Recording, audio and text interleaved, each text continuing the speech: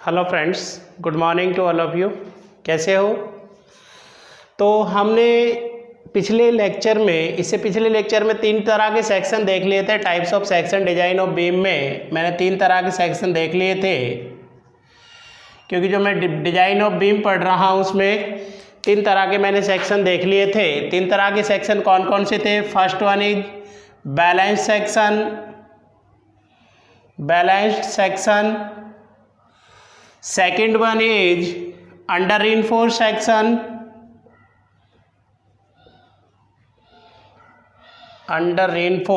Section और third one is over reinforced section.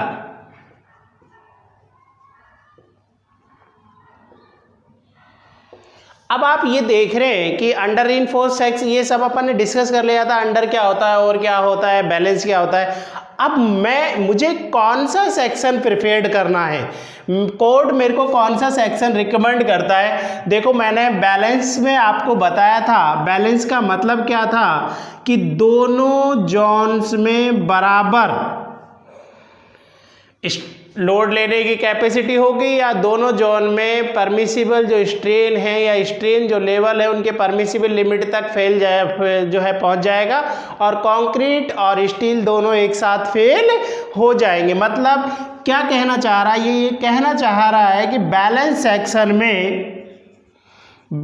Section की अगर मैं बात करूं तो ये कहता है कि अगर मान लो स्टील आपका 500 किलोमीटर रोज रजिस्ट कर रहा है, स्टील आपका 500 किलोमीटर लोड रजिस्ट कर रहा है, तो कंक्रीट में भी जो लोड है वो लोड कैरिंग कैपेसिटी 500 किलोन्यूटन ही होने वाली है। जैसे ही आप 500 से ऊपर बढ़ाओगे तो परमिसिबल स्ट्रेसेस जो हैं या स्ट्रेस जो हैं या स्ट्रेन की जो बात करें वो उनकी परमिसिबल लिमिट तक पहुंच जाएंगे और दोनों एक साथ फेल हो जाएंगे। अगर मैं बात करता हूं अंडर रीइंफोर्स्ड की मैं बात करता हूं, तो मैंने देखा था कि मान लो मैं कहता हूं कि ये 500 किलोन्यूटन लेती है स्टील, तो कंक्रीट का कुछ इस तरह का सेक्शन बनाएंगे कि वो 500 से ज़्यादा रजिस्ट करेगा। हो सकता है मैं आपसे कह रहा हूं कि मैंने कंक्रीट का ऐसा सेक्शन बना दिया जो 650 किलोन्यूटन लोड रजिस्ट करने वाला है। अब मैं देखूंगा कि जैसे जब तक 500 है, जब तक 500 से कम लोड था तब तक दोनों रजिस्ट कर रहे हैं, लेकिन जैसे ही 500 से ऊपर पहुंचा तो स्टील फेल हो जाएगा आपका। कौन फेल नहीं हो रहा? आपका कंक्रीट फेल नहीं हो रहा है। तो इस तरह का जो सेक्शन होगा वो सेक्शन कहलाता है अंडर रीइंफोर्स्ड सेक्शन। तो आपने देखा कि 500 से ऊपर पहुंचते ही कौन पहले फेल होगा? आपका स्टील फेल होगा। इसका मतलब फेल होते समय जो स्ट्रेन है वो परमिसिबल लिमिट तक किस में पहुंचती है? आपका स्टील में पहुंच जाती है। किस में नहीं पहुंच पाती है? आपकी कंक्रीट में नहीं पहुंच पाएगी, क्योंकि कंक्रीट तो 650 पे जाकर फेल होता, 650 लोड आएगा ही नहीं आपका, तो 500 पर स्टील क्या हो जाएगा? फेल हो जाएगा। तीसरा मैंने देखा था ओवर रीइंफोर्स्ड सेक्शन। अगर मैं ओवर रीइंफोर्स्ड सेक्शन की बात करता हूं, थर्ड वन इज था ओवर रीइंफोर्स्ड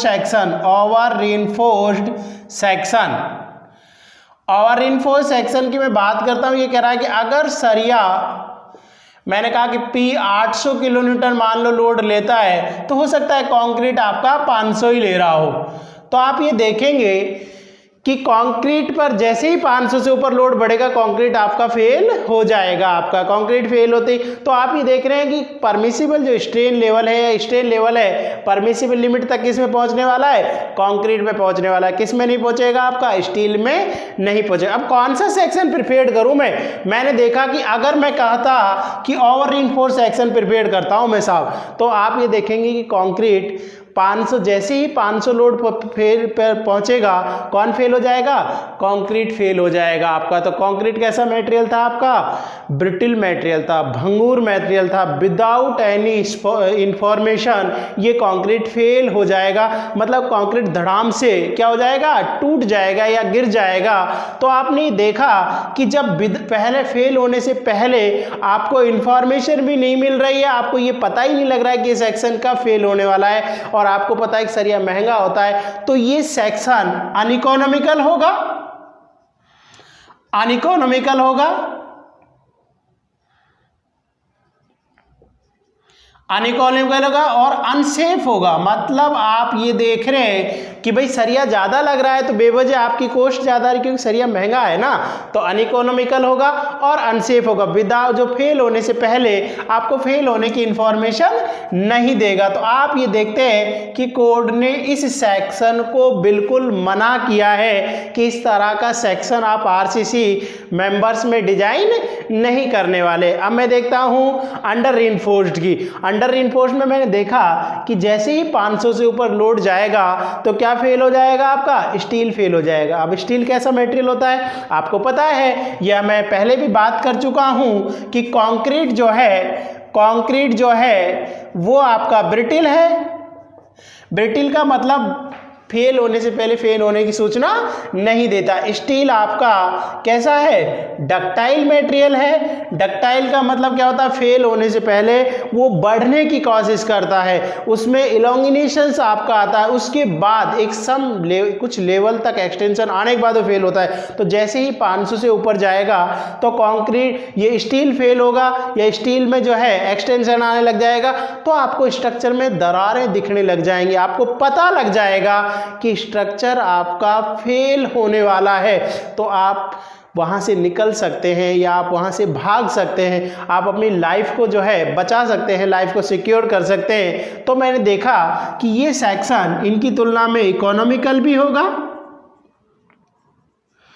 एंड सेफ। मतलब सेफ का मतलब कि आपको पता लग जाएगा कि स्ट्रक्चर फेल होने वाला है, तो आप अपनी जीवन बचाकर वहां से भाग सकते हैं। यहां पर मैंने देखा कि बैलेंस सेक्शन, मतलब दोनों 500 के बाद एकदम से क्या हो जाएंगे, फेल हो जाएंगे। तो ये सेक्शन इकोनॉमिकल सेक्शन रहेगा।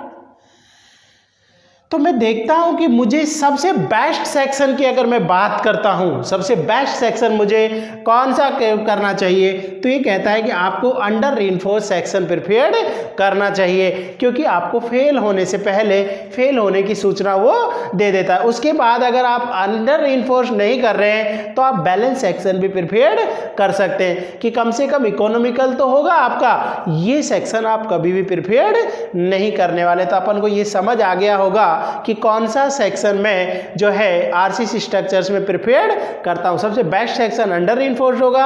अगर अंडर रीइंफोर्स्ड नहीं कर रहे हैं तो आप बैलेंस कर लेंगे, लेकिन ओवर रीइंफोर्स्ड सेक्शन आप कभी भी प्रिपेयर्ड नहीं करना चाहिए।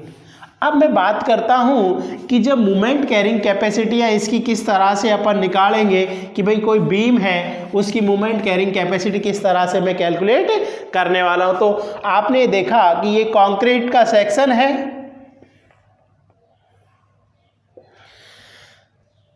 यहां इसके अंदर सरिया लगा हुआ है। अब मैंने इसका स्ट्रेस स्ट्रेन डायग्राम बनाया था कंक्रीट का। ये न्यूट्रल एक्सिस थी आपकी, जो मैंने बता दी थी, ऐसे एक जहां पर ना टेंशन होगा ना कंप्रेशन होगा। ये इसका कुछ इस तरह से डायग्राम था आपका, 0 से पहले वो 0.002 स्ट्रेन तक जो मैंने आपको बनाए थे, और मैक्सिमम जो आपका स्ट्रेन थी 0.0035 आपकी थी। अगर मैं मैक्स डिजाइन स्ट्रेस के हिसाब से, ये आपका स्ट्रेन लेवल दिखा दिया था, स्ट्रेस के हिसाब से देखता हूं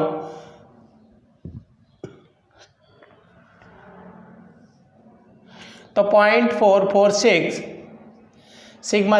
ये स्ट्रेस स्ट्रेन डायग्राम है आपका, जिसमें स्ट्रेस में देख रहा हूँ आउटर फाइबर पर 0.446 थी, जिसको मैं डिजाइन स्ट्रेस ऑफ कंक्रीट कह रहा था आपका, और ये स्ट्रेन मैंने दिखा दिए थे। अब कंक्रीट में जब मैं देखता हूँ तो मुझे पता है कि स्टील में जब मैं चेक करता हूँ तो मुझे पता है यहाँ पर आपका लग रहा होगा इसके सेंटर पे। अब जो कंक्रीट है उसका कुछ डायग्राम, कुछ पोर्शन तो रेक्टेंगल है और कुछ पोर्शन कैसा है, पैराबोलिक है। तो इसका रिजल्टेंट फोर्स, क्योंकि मुझे पता है स्टील का रिजल्टेंट फोर्स तो यहाँ पर लग रहा होगा, जो मैंने कैलकुलेट कर लिया था 0.87 सिग्मा वाई AST। पिछले लेक्चरों में अपन इनके ऊपर डिस्कस कर चुके थे। उसमें भी मुझे पता है कंक्रीट का फोर्स, मुझे पता है C बराबर 0.36 sigma C K B into x होता है, जो मैंने पिछले लेक्चरों में निकाल लिया था। लेकिन ये लगने वाला कहाँ है, तो आप सबसे पहले इसका सेंट्रॉइड देखोगे कि सेंट्रॉइड मेरा किस तरह से निकल कर आना है। तो मैं देखता हूँ सेंट्रॉइड मेरा कैसे निकल कर आएगा। टॉप से मैं देख रहा हूँ कि एक्स मेरा कहाँ पर आएगा, तो मैंने देखा एक्स बार अगर इसका निकालना चाहूँ कि इसकी सी जी कहाँ पर होगी इस वाले पोर्शन की, तो दो पोर्शन है, one is rectangle, second is क्या है, पैराबोलिक। तो मैं कैसे निकाल लूंगा, a1x1 plus a2x2 upon a1 plus a2 आपका निकल कर आ जाएगा। तो x बार किस तरह से आ जाएगा, a1 रेक्टेंगल का एरिया, रेक्टेंगल का एरिया किस तरह से होगा, मुझे पता है कि इस कितने एरिया पर लगा हुआ रेक्टेंगल पोर्शन को अगर मैं यहाँ देखता हूँ तो ये जो पोर्शन है ये कुछ इस तरह से है आपका, ये इसकी B है, ये मैं ऑलरेडी डिस्कस कर चुका हूं। अगर ये न्यूट्रल एक्सिस x डेप्थ पर थी तो ये जो पोर्शन था ये 3/7x था और ये पोर्शन जो है वो 4/7x आपका था। तो मैं देखता हूं एरिया, एरिया मेरा कितना निकल के आने वाला है, तो B गुणा रेक्टेंगल वाला देखता हूं, b गुणा कितना 3/7x, b गुणा कितना है आपका 3/7x इंटू सी जी। अब आप देखो सी जी टॉप से निकालना चाह रहा हूं तो रेक्टेंगल की कितनी होगी, जो भी ये हाइट है उसके, क्योंकि मुझे पता है रेक्टेंगल की बिल्कुल कहां से निकलती है, मिड से निकलती है भाई। अगर मैं इसको मैं कह रहा हूं 4 मीटर मान लो है तो वहां से कितने होगी, 2 मीटर होगी। यहाँ 3/7x है तो क्या हो जाएगा, गुणा 1/2 इंटू 3/7x, मतलब इस जो भी ये हाइट है इसका कहां पर हो जाएगी, हाफ पर हो जाएगी, प्लस a2x2। थोड़ा सा इधर से लिखना चालू करता हूं मैं इसको, x बार बराबर जो है b इंटू 3/7x गुणा 1/2 3/7x प्लस आप देखेंगे A2 कौन सा पोर्शन है आपका, ये आपका पैराबोलिक पोर्शन है। पैराबोलिक कैसे निकलता है, 2/3 base into height, 2/3 base into height, base कितना है आपका b इंटू 4/7x इंटू, अब आप देख लो इसकी सी जी कहाँ पर होगी, मुझे पता है यहाँ से तो इसकी 5/8x पर होगी, लेकिन मुझे तो आउटर फाइबर से चाहिए ना, तो आउटर फाइबर से कितनी दूरी पर हो जाएगी, 5/8x का मतलब क्या है, इस पोर्शन का जो ये जो डिस्टेंस है, मैं अगर इसको टोटल x मानता तो इसका 5/8 पर होती, तो आप ये देख, लेकिन मुझे चाहिए बाहर से, तो बाहर से कितनी दूरी पर हो जाएगी, आपने देखा 3/7x तो जुड़ जाएगा 3/7x प्लस इस डिस्टेंस का 5/8, तो 5/8 गुणा कितना हो जाएगा 4/7x। इस तरह से मेरा a1x1 upon a1 plus a2, area कितना था b गुणा 3/7x प्लस 2/3 गुणा b गुणा 4/7x। जब मैं इसे सॉल्व करने वाला हूं तो ये जो वैल्यू निकल कर आएगी x बार बराबर 0.416x या लमसम मैं इसे 0.42x बोल सकता हूं। हालांकि फिर बोल रहा हूं कि आपको ये सब चीज़ें काम नहीं आएंगे, आपको तो केवल सीधा पता होना चाहिए कि सेंट्रॉइड मेरा कहाँ पर होगा कंप्रेशन जोन का, तो मुझे पता है 0.416x या 0.42x नीचे आपका होगा। अब ये 0.42x कहाँ मार्क करें, आपने देखा ऊपर वाला पोर्शन 3/7x है, तो आप देखते 3/7x कितना होगा, 3/7 अगर मैं देखता हूँ 3/7x करके देखता हूँ तो मैं देखूंगा 7 चौको 28, 2 बचे 7 दूनी 14, ये कहीं आएगा 0.42x, मतलब ये 3/7x ऊपर से अगर मैं इसको देखूं तो ये जो डिस्टेंस है 3/7 0.42 0.42x है, जबकि मुझे कितना मार्क करना है 0.42x ही मार्क करना है। तो आप देख रहे हैं कि 0.42x से 0.42 तो कम है ना भाई। तो आप ये देखोगे कि इससे थोड़ा सा कहीं ये ऊपर जो आपका लगा होगा जो कंप्रेशन फोर्स है C बराबर 0.36 sigma C K B into x. तो मुझे पता लग गया कि रिजल्टेंट फोर्स मेरा कंप्रेशन जोन का कहाँ पर लग रहा है, ऊपर से मैंने ये मार्क कर लिया या मैंने बता दिया कितनी दूरी पर लगा हुआ है ये टॉप से 0.416x या लमसम क्या बोलूं इसको 0.42x में यहां पर इसको मेंशन कर दूंगा। तो अभी मैंने देख लिया कि मेरा टेंशन जोन का रिजल्टेंट बिल्कुल सरिये की सीजी पर लगा होगा, कंप्रेशन जोन का रिजल्टेंट उसके सेंट्रॉइड पर आउटर फाइबर से 0.416x बोलो या 0.42x नीचे लगा होगा। फोर्सेज में पहले ही बता चुका था कि T बराबर 0.87 सिग्मा वाई AST आता है और C बराबर 0.36 sigma C K B into x आपका निकल कर आता है। तो अभी हमने यहाँ पर देख लिया। अब मैं देख रहा हूँ मोमेंट कैरिंग कैपेसिटी मेरी कितनी होने वाली है। तो मोमेंट कैरिंग कैपेसिटी के ऊपर मैं डिस्कस करने वाला हूँ। Moment carrying capacity of beam, moment carrying capacity of beam. साथ के साथ आपको ये भी समझ आना चाहिए कि ये जो आपका ये यहाँ पर इसका कंप्रेशन जोन का रिजल्टेंट लगा हुआ है, सॉरी टेंशन जोन का रिजल्टेंट लगा हुआ है, ये कंप्रेशन, तो ये दोनों मिलकर एक बल युग्म बनाते हैं, फोर्स ऑफ कपल बनाते हैं। तो इन दोनों के बीच की परपेंडिकुलर जो डिस्टेंस है वो लीवर आर्म कहलाती है। क्या कहलाती है आपकी? लीवर आर्म कहलाती है। किस किस के बीच की दूर डिस्टेंस? आपका टेंशन जोन के रिजल्टेंट और कंप्रेशन जोन के रिजल्टेंट के बीच की जो लंबवत डिस्टेंस है लीवर आर्म कहलाती है, जिसे मैं जेड से डिनोट करता हूँ। तो ये मेरा जेड कितना होगा, मुझे ये तो पता ही है कि टॉप से और इसके सरिये के सेंटर तक की जो डिस्टेंस थी वो मेरी डी थी। तो आपने देखा कि मुझे यहाँ से डी पता है और मुझे वहाँ से ये डिस्टेंस पता है। ये कैसे निकलेगा आपका? आप देखेंगे इसमें से ये घटा दो तो जेड बराबर कितना निकल के आ जाएगा आपका? आपने देखा डी में से क्या घटा दूँ मैं? 0.416x घटा दूं, या मैं कहूं कि उसको लमसम 0.42 लेता हूं, जेड बराबर d माइनस 0.42x आपका निकल कर आ जाएगी, जिसे आप क्या कहते हैं? लीवर आर्म के नाम से भी जाना जाता है। तो मेरी लीवर आर्म निकल कर के आ गई कि लीवर आर्म मेरे कितना होगा। अब मैं देख रहा हूँ moment carrying capacity of beam कि भाई बीम कितना मोमेंट लेने वाली है। तो ये कह रहा है कि मोमेंट बराबर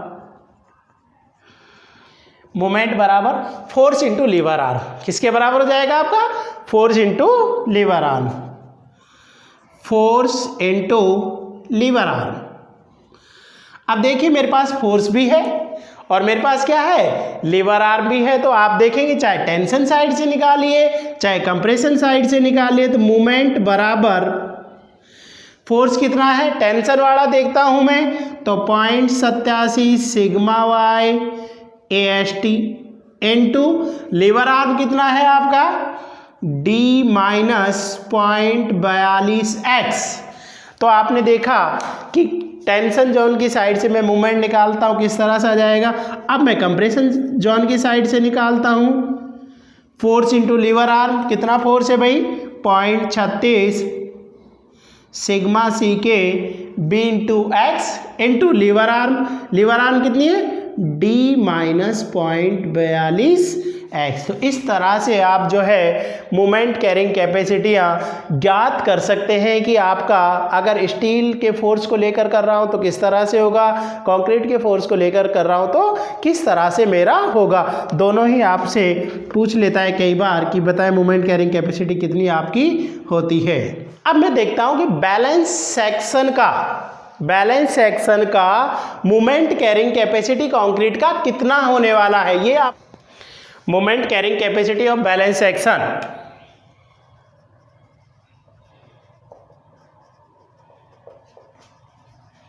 moment carrying capacity of balance section.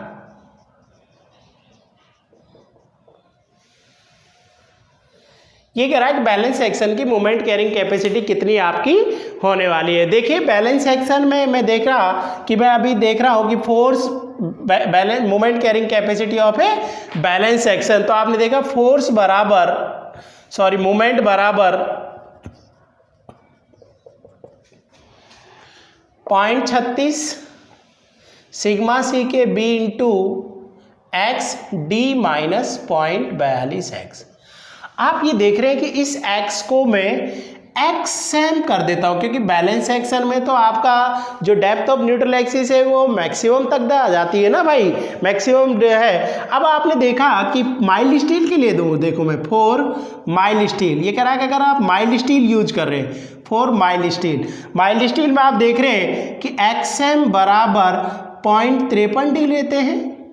जैसे ही मैं यहाँ पर एक्सएम जो है मोमेंट देखता हूँ, moment 0.36 sigma C K B XM मैंने 0.53 रखा, डी माइनस 0.42 इंटू 0.53 मैंने यहाँ पर वैल्यू पुट कर दी। जब मैं इसे सॉल्व करने वाला हूँ तो ये वैल्यू मेरी निकल के आएगी, मोमेंट बराबर 0.148 sigma C K B D square, ये मेरा निकल के आ जाएगा। तो इसे मैं एम लिमिट भी बोलता हूँ, ये आपको आगे भी काम आएगा बहुत। एम लिमिट भी इसे मैं बोलता हूँ 0.148 sigma C K B D square. M limit का मतलब क्या है कि भाई उस कंक्रीट सेक्शन की ये मैक्सिमम लोड कैरिंग कैपेसिटी है, वो इतना लोड रजिस्ट कर सकती है। तो ये FY 250 के लिए निकल के आ गया, इसी तरह से 415 के लिए निकाल सकता हूँ, इसी तरह से मैं 500 के लिए निकाल सकता हूँ। तो एक तरह से लिमिटिंग मोमेंट भी बोल सकता हूँ। लिमिटिंग मोमेंट कितना है, ये कहता 4 FY 250 या कहूँ माइल्ड स्टील के लिए ये जो वैल्यू निकल के आई, एम लिमिट कितना निकल के आई है भाई, अभी आपने देख लिया। एम लिमिट जो है 0.148 sigma C K B D square. ऐसे मैंने देखा कि FY 415 के लिए कितनी निकल के आएगी, FY 415 के लिए जो एम लिमिट आपका निकल के आएगा वो 0.138 sigma C K B D square. इसी तरह से मैंने 500 के लिए देखा FY 500, तो एम लिमिट जो निकल के आएगा, एम लिमिट वो निकल के आएगा 0.133 sigma C K B D square. ये आपको काम आते रहते हैं। या मैं आपसे कहूँ कि कोई एक सेक्शन मैंने आपको दे दिया कि भाई इसकी मोमेंट कैरिंग कैपेसिटी बताएं, जैसे आपसे कोई कहे कि एक सेक्शन है जिसकी इफेक्टिव डेप्थ और विड्थ दे दिया आपको कि भाई इसका इफेक्टिव डेप्थ 400 है, इसकी जो विड्थ है वो 200 है, बताओ मैक्सिमम कितना मोमेंट रजिस्ट करने वाला है। ये कहता है यदि मैं इसमें FY 250 यूज कर रहा हूँ, माइल्ड स्टील यूज कर रहा हूँ, तो मैं इसकी एम लिमिट कैसे निकालने वाला था, एम लिमिट जो मेरा इसका 0.148 सिग्मा सी के, मान लो मेरे को M20 ग्रेड कंक्रीट इन्होंने बोला है कि M20 का, तो 0.148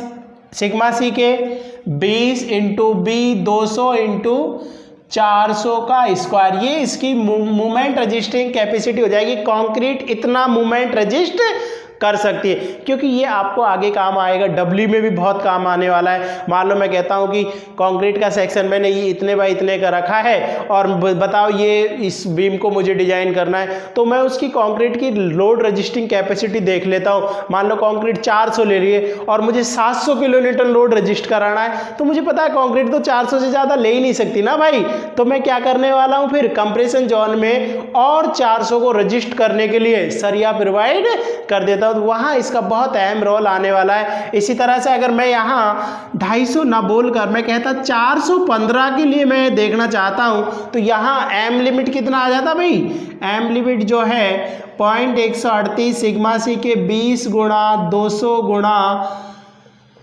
400 का स्क्वायर आपका निकल कर आ जाता। और अगर यहाँ Fy 500 होता तो m लिमिट 0.138 सिग्मा सी के BD स्क्वायर के बराबर आपका आ जाता। तो ये मैंने देखा कि मोमेंट रेजिस्टिंग कैपेसिटी मेरा कंक्रीट सेक्शंस की किस तरह से कैलकुलेट करता। अब मैं बीम में देखता हूँ कि जब मैं बीम डिजाइन कर रहा हूँ तो इसके ऊपर कितना डिफ्लेक्शंस मैक्सिमम परमिसिबल होगा, कितना डिफ्लेक्शन इसके ऊपर आ सकता है। तो इन सब चीज़ों के लिए maximum permissible limits of deflection में देख रहा हूँ। तो इन्होंने दो केस बोले कि maximum permissible deflection limit in a beam, कि भाई बीम में ज़्यादा से ज़्यादा कितना डिफ्लेक्शन परमिट कर सकते हो। तो दो केस इन्होंने कहा, number 1 deflection due to shrinkage, deflection due to shrinkage comma temperature, deflection due to shrinkage comma temperature comma creep should not exceed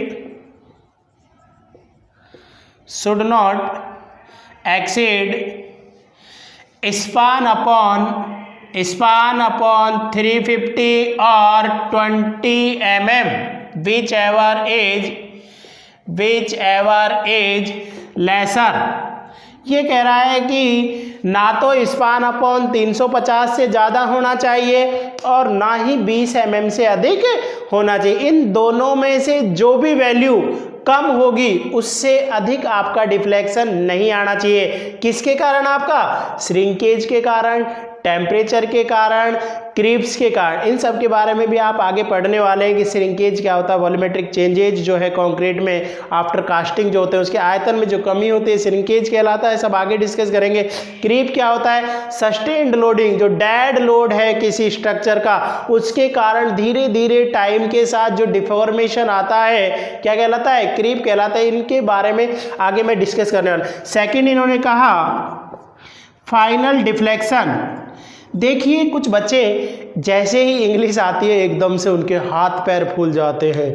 अरे भाई ये आपको याद नहीं रखना है, AND नहीं लगाना है इनमें, ना ये लैंग्वेज याद रखना, बस आपको समझ आना चाहिए। बेसिकली आपका आंसर तो यही है भाई, आपको वो तो सारा बोलने वाला है। वो कहेगा कि the deflection in a beam due to shrinkage temperature creep should not exceed. ये तो पूरा क्वेश्चन बोला, आपको तो बस वो लैंग्वेज समझ आ जानी चाहिए। भाई श्रिंकेज के टेम्परेचर और क्रीप के कारण डिफ्लेक्शन कितने से ज़्यादा नहीं होना चाहिए, आपको आंसर पता होना चाहिए। स्पान अपॉन 350 और 20 mm।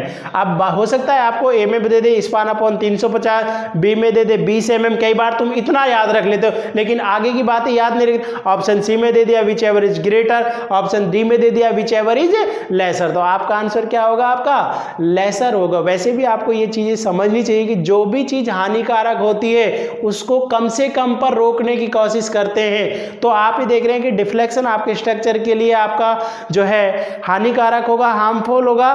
तो आप ये नहीं कहोगे which ever is greater. Greater का भाई जो भी बड़ा हो तो बढ़े की तो कोई लिमिट ही नहीं रहेगी ना। एक तरह से जो आपका हार्मफुल होती है, जो नुकसानदायक होती है, उनकी अपर लिमिट लगाते थे भाई इतने से ज्यादा नहीं होना चाहिए।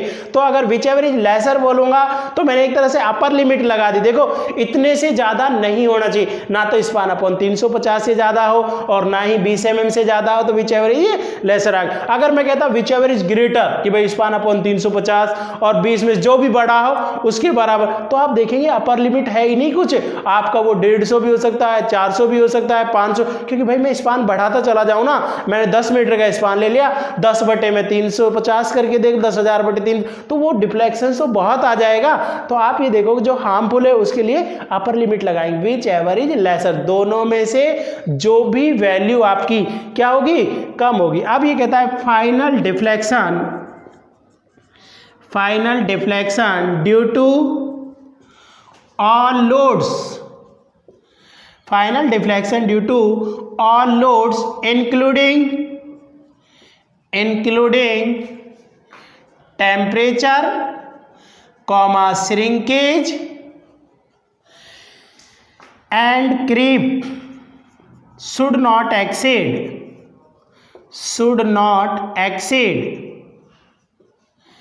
Span upon 250 span upon 250। ये कह रहा है कि मैं फाइनल डिफ्लेक्शन देख रहा हूँ, टोटल डिफ्लेक्शन देख रहा हूँ ड्यू टू ऑल लोड्स में सारे लोड आ जाएंगे, डेड लोड भी आ जाएगा, लाइव लोड भी आपका आ जाएगा, जो भी उसके ऊपर दूसरे लोड्स आपके विंड लोड्स भी आ जाएगा, आपका अर्थक्वेक लोड्स भी आ जाएगा, वो सभी लोड्स और इंक्लूडिंग उनके साथ साथ कौन से, टेम्परेचर को भी इंक्लूड करेंगे, श्रिंकेज को भी करेंगे, क्रीप को भी करेंगे। अगर इन सबका इफेक्ट देखता हूँ तो स्पान अपॉन 250 से ज़्यादा नहीं होना चाहिए। तो यहाँ ध्यान रखें कि केवल मुझे टेम्परेचर, क्रीप और श्रिंकेज केवल तीनों के कारण बात किया है तो स्पान अपॉन 350 और 20 mm which ever is lesser, और मेरे को सभी लोड्स के बारे में बात किया है तो स्पान अपॉन 250 से अधिक नहीं होना चाहिए। अब कई बार क्या होता है कि वो आपसे कहता है कि मुझे फाइनल डिफ्लेक्शन बताइए, या मुझे वो कहता है कि डिफ्लेक्शन ड्यू टू श्रिंकेज और क्रीप बताइए। ऑप्शन ए में वो कह देगा स्पान अपॉन जो है 350, ऑप्शन बी में कहेगा स्पान अपॉन 250, ऑप्शन सी कहेगा स्पान अपॉन 300 और ऑप्शन डी कहेगा ऑल ऑफ दिस। तो कई बार बच्चे जब दोनों चीज़ें पढ़ी होती है तो इनमें कंफ्यूज हो जाते हैं कि यार स्पान 250 था या 300 था। तो भाई आप देखिए ना, इसमें मैं सभी लोड्स को ले रहा हूँ तो सभी लोड्स के लिए एक तरह से, अब आप ये देख रहे हैं सबसे पहले तो ये देखो कि स्पान अपॉन 300 और स्पान अपॉन 250 में देखता हूँ तो कम वैल्यू किससे आएगी, इससे आएगी, ज़्यादा वैल्यू किससे आएगी, इससे आएगी, क्योंकि नीचे जितनी छोटी वैल्यू होगी उतना ही वैल्यू बड़ी आएगी ना भाई। तो आप ये देख रहे हैं जब सभी लोड्स के लिए मैं देख रहा हूँ तो मेरे को लिमिट थोड़ा सा क्या रखना पड़ेगा, ज़्यादा रखना पड़ेगा ना। तो आप ये देख रहे हैं कि सभी लोड्स के कारण एक तरह से डिफ्लेक्शन की लिमिट ज़्यादा रखनी पड़ेगी, ज़्यादा डिफ्लेक्शन की लिमिट रखनी पड़ेगी तो नीचे वाली वैल्यू क्या करनी पड़ेगी, छोटी आपको करनी पड़ेगी। तो आपने ये देख लिया कि फाइनल डिफ्लेक्शन आप किस तरह से निकालने वाले, बहुत इंपॉर्टेंट है। आपसे ये पूछता रहता है कि मैक्सिमम परमिसिबल डिफ्लेक्शन लिमिट्स बताइए, बीम में कितने से ज़्यादा नहीं होनी चाहिए। तो आपने देख लिया केवल टेम्परेचर श्रिंक और इनके कारण देखता हूँ स्पान अपॉन 350 और 20 mm, इनमें से जो भी कम हो, और फाइनल डिफ्लेक्शन सभी लोड्स के कारण देखता हूँ तो स्पान अपॉन 250 से अधिक नहीं होनी चाहिए। इससे अगले लेक्चर्स में अपन लेके आएंगे कि वर्टिकल डिफ्लेक्शन को किस तरह से आप कंट्रोल करते हैं, कि भाई क्या करूं मैं ऐसा कि जो डिफ्लेक्शन है इसकी परमिसिबल लिमिट से ज़्यादा नहीं हो।